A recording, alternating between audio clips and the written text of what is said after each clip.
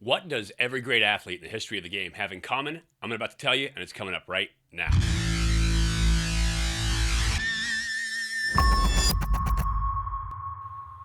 Hey everybody, welcome to Elite Athletes TV. I'm Mike Pawlawski, former 11-year pro quarterback and quarterbacks coach here at eliteathletestv.com.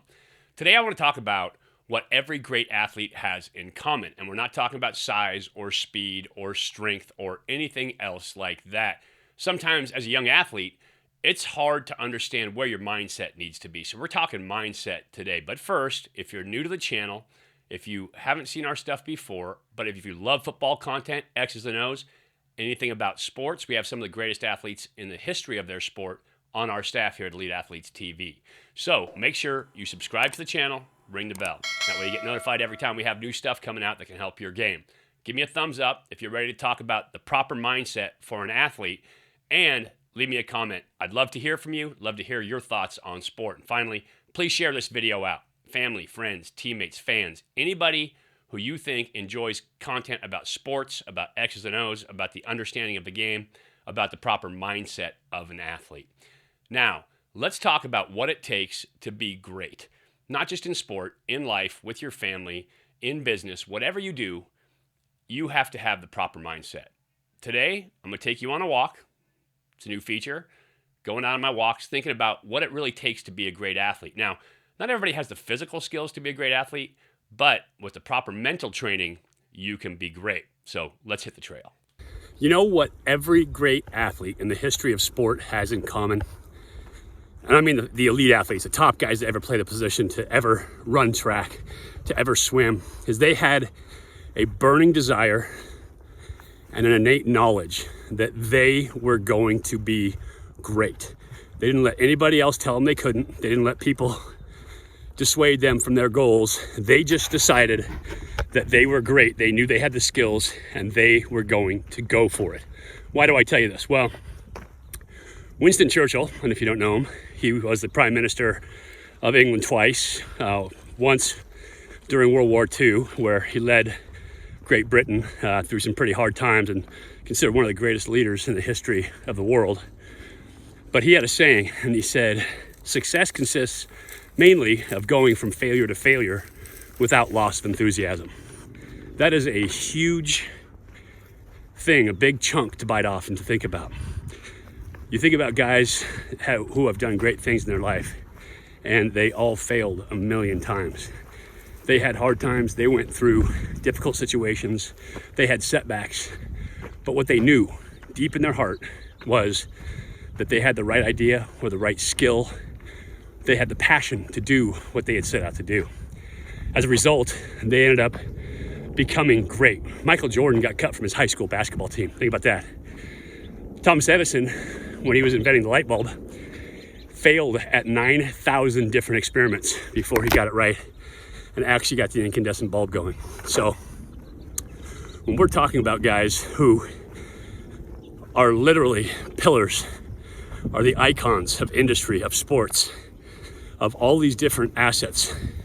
Henry Ford, when he failed at forming an auto company, went bankrupt, came back, told his engineers that they had to create or engineer an engine block with all 8 cylinders in the same block. They told him it couldn't be done for a full 2 years. And he told them to go back to the drawing board. He had passion, he had commitment, he had belief that his idea was right and he was going to see it through and make it happen. Well, now we have Henry Ford. Now we have Michael Jordan. Now we know who Thomas Edison is. We know these people because they had the stick-to-itiveness. They had that passion to get through the failures. You're going to fail as an athlete. You're going to fail. And you're going to fail over and over and over and over again. My personal story, I played in college. I thought I was going to come in and be a starter as a freshman. I got there. Troy Taylor was a quarterback ahead of me, head and shoulders better than me. And I had to learn the game. I knew nothing about football at that point. I'd played in the wing tee. So I learned the game. I had an incoming quarterback who was all-world, all-American, threw for like 5,000 yards in high school, 1 million touchdowns. And everybody had just decided that he was going to beat me out. But I had passion. And I set my goal to being not just the starter on my college team, but to being the best quarterback in the country. That's how much belief I had in myself. That's how much passion I had for it. Well, I earned the starting job. I went on to play well as a junior. I went on to win the Pac-10 Offensive Player of the Year as a senior. And so that passion got me through those early failures. I went to the NFL, played in Tampa, 92, 93, got cut. I didn't let that set me back. I continued to try, played in the CFL. It wasn't the right fit for me in terms of the game. Had a burning passion, never got a shot, and never got to take advantage of a shot. Kept trying, went to the Arena League, ended up with Miami Hooters, which was the worst team in the history of organized football, and horribly managed. Didn't win there, got cut again. But finally, I ended up in Albany with the Firebirds. And once I got there and had an opportunity to shine, my passion, my desire, and my true belief in self carried me to be the all-league quarterback, to win a championship, to lead that team to its first Arena Bowl championship. And it was a long-established team. And so it wasn't just me. Obviously, football is all about the team around you. But my passion, my belief in self is what carried me to that point. And had I not had that belief, had I not had the passion behind me to make that happen, then my dreams would have ended in Tampa. And so I got to be a world champion quarterback. I got to play professional football for 11 years because of my passion, my belief in self. And so you can do it too. You just have to decide with your passion, with your skills, and with your abilities that you are going to continue in spite of failure. You're going to continue in spite of setbacks. You're going to continue no matter what it takes to reach the dream that you've set for yourself, whatever that may be. And so find that passion, find that belief, and then have the confidence to stick to it. And if you do that, you'll be successful at whatever you do, be it sports, business, life, whatever. But find that passion and it'll make you good.